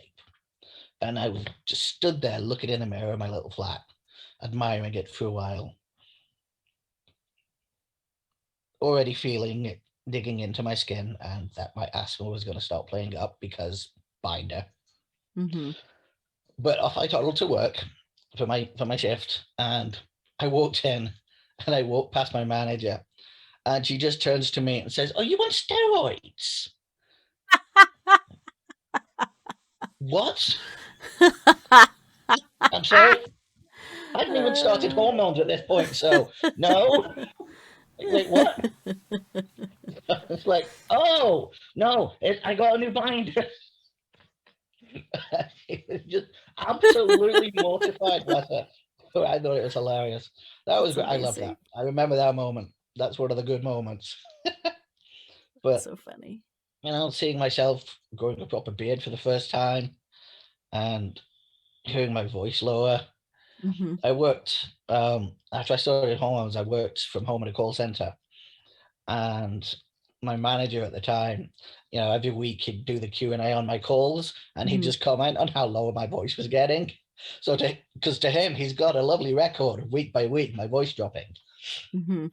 And that was just great because my voice dropped really quickly. Like within the first couple of days, I got a frog in my throat. A couple of days later, I was down a notch, and it kept dropping for ages. My voice is much lower than it used to be. Like, even a couple of years back, it was still a little bit higher than this. It's just got really low. And it just, things like that were great. And then, of course, people started calling me he and sir. And then I started getting all uncomfortable all over again. And then I had to figure that out and why.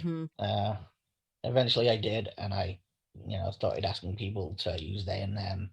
And then there it was again. Every time a new person uses it, I get a little happy. It's great. I love it. And sometimes I'll get dressed and put on my clothes and look in the mirror, and I'll just, hi Monster. This is Monster. This is my special friend. My kid cat. What's that cat's name? Monster. Monster. And then you had the white one with the two black dots on its head earlier. Oh, What's that that's one say? Callie. That's our kitten. Callie. That's Callie. Yeah. And Nice. the grey tuxedo cat is Squeak. She's our oldest. Monster's the middle cat. Callie's the kitten. We've had her since May. Yeah, Monster is my special baby, aren't you? Or I should say, I am Monster's special baby. Isn't that right? Yeah. I got claimed the day she came home, and she's never really let go. Mm-hmm. Uh-huh. Well, what was I saying? I know it's I completely lost track of what I was. it's okay. I know it's rather late over there, so I'll Happy. ask my last question so you can wind Yeah. down for your evening. Yeah. So my final question is, what would you like to make sure folks know about your perspective on gender and non-binary and trans issues? Most important thing I always want to convey to people is that nothing is set in stone, nothing is finite, everything is fluid and explorable. And if you are somebody who has had the joy of figuring out who you are, then that's amazing. And you're amazing. And it doesn't matter if you've gone through that and come out figuring you're trans, non-binary, agender, gender fluid, or cis, anything. It doesn't matter. If you've gone through an actual process of figuring out what your gender is, in on the understanding that this binary thing that we're so obsessed with isn't necessarily right, then you've done a brave and amazing thing. And more people need to do it because few people are 100% anything. And Mm-hmm. having a better understanding of yourself is always good, always good. And I would encourage anybody to explore who they are in relation to how they feel their gender is and how they show their gender and how they may change that presentation around certain people and things like that. They're important things to understand about yourself. Without them, you're missing a piece of the jigsaw puzzle or a number of the pieces of the jigsaw puzzle that are actually kind of essential to getting the whole picture. Mm-hmm. And the other thing is that we've always been around. There's never been a time when trans and non-binary people didn't exist. There's Mm-hmm. been cultures that accepted us that have disappeared now, and cultures that accept us that are still here, and cultures that don't. And it's really important to understand, especially if you're somebody who's new to figuring out your transgender, is that it's okay. Whoever you are, whoever you're figuring out, it's okay. It's okay if that's not who you thought you were. It's okay if that's not who other people thought you were. It's okay if that changes through your life. It's okay. The most important thing is to be who you are. And if you are who you are, other people who are who they are will see you. You can be seen by these people. Hello again, monster. And I can be seen by my monster. Hello. It's just I see people that are so afraid of coming out and what that means. I've been that person myself. We've all been through that, and we've all seen it. We've all felt it. We've all seen other people have it. Just having somebody to tell you that whoever you figure out you are, and whoever you figure out you are later in life, if that changes, you're fine. You know who you are. And that puts you into a small percentage of the rest of the world who has taken the time to do that. And who you are is good. You are good. And you are okay. And you're fine. There's nothing wrong with you. In fact, quite the opposite.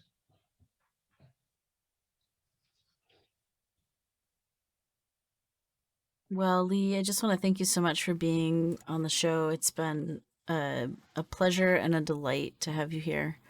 Um, I I want to take a minute to invite our guests to check out our guests in the who are listening, our audience, to check out some of the resources that we've put together. So as always, there's my link tree, and I threw in my Discord invite for anyone who wants to join the server and join the writing exercises that Lee is leading in the server. You can find that link both in the link tree and the direct link that I added to this show. But for more info about Lee, we've got your Twitter, which is Lee K Hulme, Hulme. That's your handle on Twitter. To read more of Lee's stories, there's leehume.com. To check out Translift, there's of course the hashtag Translift, TRANSLIFT, or there's the website leehume.com/translift. To leave a tip, to see the blog entries, and even commission Lee, there's your Ko-Fi website, Lee Hulme. For tabletop games, including Gambit and The Nest, there's your itch.io page, leekhume.itch.io. And then on Twitch, if you all are interested in seeing the potential future offerings or streams or study hours, etc., you can check out twitch.tv/team_cuddles. I love that your middle names are going to be Cuddles in the future. That's so sweet. Yeah. It's so wonderful. It seemed like just the thing we had to do. We became the Cuddles a few years ago, and it just stuck. And it's what we call each other most of the time, or various cute. versions of it. And it's what other people call us and know us as. Our house is Cuddle Towers. It's just become a thing. And yeah, it had to be I love done. it so much. But It's so there's great. there's a definite yes on those writing streams and study hall things. So Awesome. join the writers chat on the Discord, and you will find out when I get to start doing that. It's so awesome. But in the meantime, there will be writing prompts starting. Is there anything else you want to say to the audience before we jet for the day? Just thank you. Thank you for listening. Thanks for hanging out. Thanks for questions and comments. I've been reading the chat as we've gone, seeing all the cheers. Thank you. I really appreciate you guys coming, or you folk coming and listening and hanging out. And I hope that my ramblings were vaguely interesting. And Meowster, thank you for having me on. You're welcome. It's been a pleasure and an honor. Thank you so much for spending happy to come visit precious streams. time out of your night, not even Yeah, your it's evening, but 1:30 your now. night to come. Yeah, it's now talk to 1:30 in us. the morning. But Meowster, I will be happy to join you on anything, anytime. Oh, very kind.